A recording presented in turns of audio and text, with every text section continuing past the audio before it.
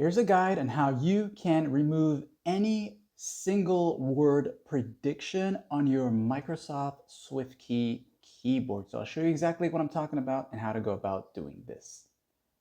So you're typing on your Microsoft SwiftKey keyboard, and every time you are typing, there are word suggestions. And let's just say over time, you have this word that was saved as a word suggestion, and now when you're typing a specific letter, it suggests that word to you, and you don't want that word showing up there anymore. So let's just say, for example, the word is grew, right?